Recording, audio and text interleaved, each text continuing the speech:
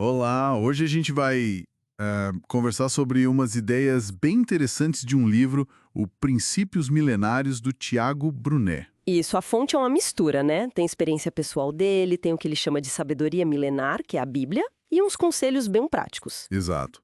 E a nossa ideia aqui é tentar extrair o essencial, sabe? Como viver com mais sabedoria, buscar mais maturidade, propósito. E ele já começa falando da humildade como base, né? Aquela coisa de não se achar melhor, reconhecer as próprias limitações. Sim, um bom ponto de partida. Bom, vamos então direto para um dos pilares que ele aborda, o princípio da verdade. Uhum. Ele defende que a verdade não é algo tipo relativo, é mais constante, duradoura. E ele usa uma história pessoal forte para ilustrar isso, né? Pois é, conta que na juventude, por se sentir inferior, ele mentia sobre a grana, a condição social. Isso custou caro para ele. Perdeu credibilidade. Totalmente. Lembra aquela fábula do pastorzinho que gritava lobo? É por aí.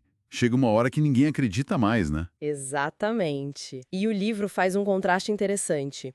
A mentira, ela pode dar um alívio ali na hora, um ganho rápido, sabe? Sim, um benefício imediato. Isso. Mas o texto diz: a mentira traz benefício no presente e morte no futuro.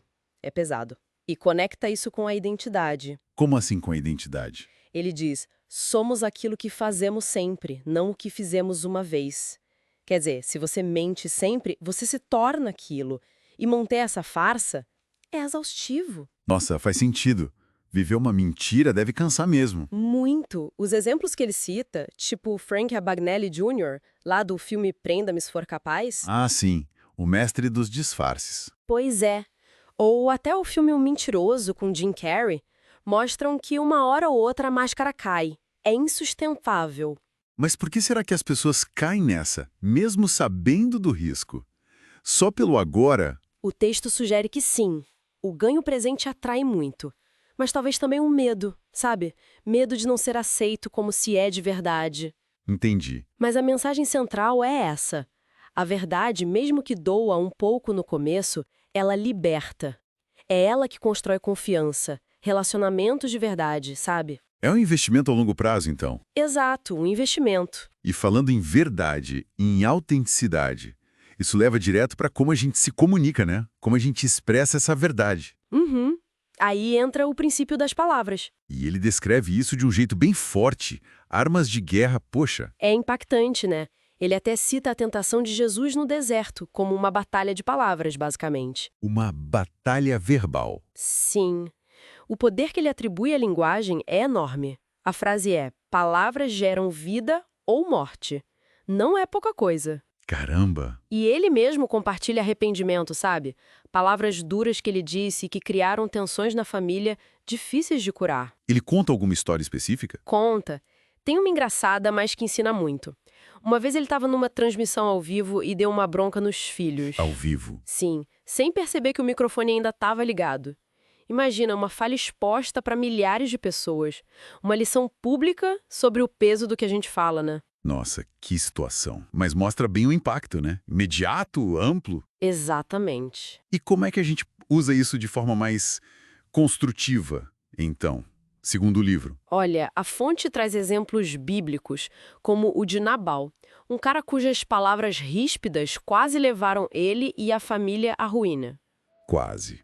O que aconteceu? A esposa dele, Abigail, foi muito sábia. Usou as palavras certas para acalmar a situação, para reverter o estrago que ele tinha feito. Uma diplomata ali, Interessante. Então, a palavra certa na hora certa. justamente. E o conselho prático que ele tira, citando Colossenses, é para que o nosso falar seja sempre agradável, temperado com sal. Temperado com sal. O que isso quer dizer na prática? Com graça, com sabedoria, pensando antes de falar, medindo o tom, o impacto. E isso conecta com outra coisa que o livro menciona, que é o princípio da escuta. Para falar bem, tem que ouvir bem primeiro, né? Ah, claro. Não é só sair falando. Tem que ouvir, ponderar. Então não é só o que a gente diz. Não mesmo. É como, é quando e é depois de ter ouvido. Percebe como esses princípios, verdade e palavras estão super ligados? Totalmente. Uma verdade dita sem cuidado pode machucar muito. Exato.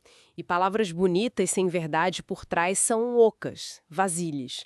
Parece que para essa fonte, ser autêntico e se comunicar bem não é só uma habilidade social, é algo que molda ativamente a nossa vida, nossos relacionamentos. Olhando para tudo isso, fica claro que viver assim exige um esforço consciente, né? Muitas vezes a gente quer reagir no impulso ou pegar o atalho da mentirinha. Sim, vai contra o caminho mais fácil muitas vezes, mas o argumento é que esse esforço constrói coisas que valem a pena. Credibilidade, paz, conexões fortes. E, embora o livro fale de outros princípios, maturidade, perdão, disciplina, etc., essa dupla verdade e palavras parece ser central. Parece mesmo.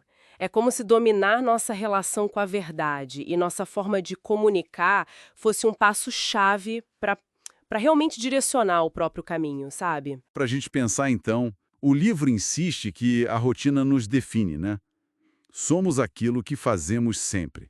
Se for assim, que pequena mudança no nosso dia a dia na forma de ser verdadeiro ou de usar as palavras poderia, aos poucos, mudar nossa trajetória, tirar a vida das mãos do acaso, como ele sugere. Uma ótima pergunta para refletir. Essa pequena mudança diária,